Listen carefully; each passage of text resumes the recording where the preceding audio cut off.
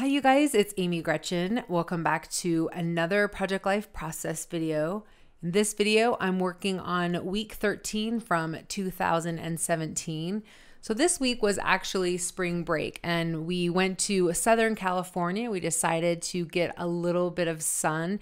It's always enjoyable this time of year when you can take a break. Spring is often rainy and cold, and then it warms up and then it gets rainy and cold again. But anyways, I know you are not interested in having a weather report. So let's just move on with the spread for this week. So like any vacation, I feel like it's very photo heavy.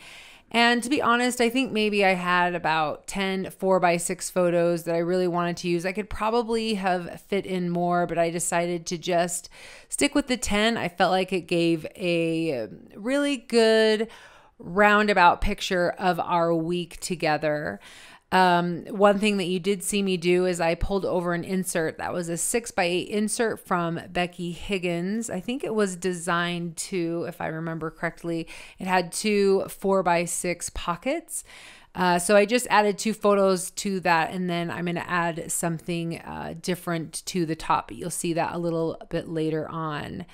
So I'm looking through my 3x4 cards to determine which ones I want to use. So I have a couple ideas most times on vacations, and you've seen me do this when I go, well, you probably only see me do this once, but you've seen some ideas of when I go on vacation and I am using maps. I tend to do that when I'm going to a bigger city and we're moving around a lot, but when we were just in Newport Beach and hanging out at the beach, I didn't feel like I needed to do something like that. And really, I feel like on a vacation like this, a great way to just tell what was going on each day. I mean, I could do like a Monday, Tuesday, specifically say exactly what we did each day. Of course, I have that in my story journal. So if you want to know what my story journal is, I do have a video on YouTube, so you can check that out. But I have all those details in my story journal.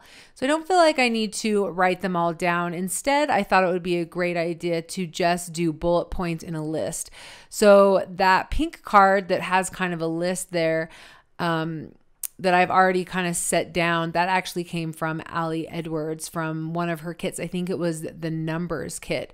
So I pulled that over, and that's just going to allow me, I think there's 10 spots, and I can write down 10 of the activities and things that we did during the week, like riding bikes and morning runs and going to the beach and boogie boarding and things like that. So just highlights from the trip. Most of the things that I probably put on the list, you could probably gather from the actual photos, but there'll also be some things on that list that I probably am not including photos of. Like I said, I have a bunch of photos from that trip, but I just decided to highlight these 10. I thought these were probably the best representation of the week thus far. So you saw that I moved over that photo right there. I decided when I laid everything out, I realized I was missing one photo, and it was actually one of my favorite photos from the week. So I can't believe that it didn't get printed. Anyway, so I went ahead and printed that out. And then instead of using like a 4x6 title card that, was a pattern paper or something, I decided to actually use a photo. And I do this quite frequently when I go on vacation or maybe week in the life or something like that, because I have so many photos that I want to use. I figure I might as well just use another photo instead of a title card. So I decided instead of, and actually I didn't think this through before because I didn't know that I was going to use that photo as a title card. I decided to use some stamps. These stamps came from Kelly. You'd think I'd actually be prepared. Kelly Stamps, maybe I'll find it on Instagram as I'm talking you through this, but I'll definitely link it in the description below. I'm not sure if they're still available. I did buy them a couple months ago, but I've really loved this set. I like it that they're small and skinny, and they actually, it's probably hard to tell, but there's like a line going through the letters. So I really like the way they look there. So I'm using Hero Arts let's see, unicorn ink for this. And I'm also using the stamp press from Fiskars, which I really love when I'm using letter stamps. I really like to be able to use that grid. You can see on the side there, that's the photo that I had just printed out as well. So now I'm wanting to put the date, and I actually wanted to put the date right under the NE. It was kind of what I was thinking in my head, and I realized that the stamp was too wide and it was going to stick out, and I thought that would make it, I didn't think it would look very good.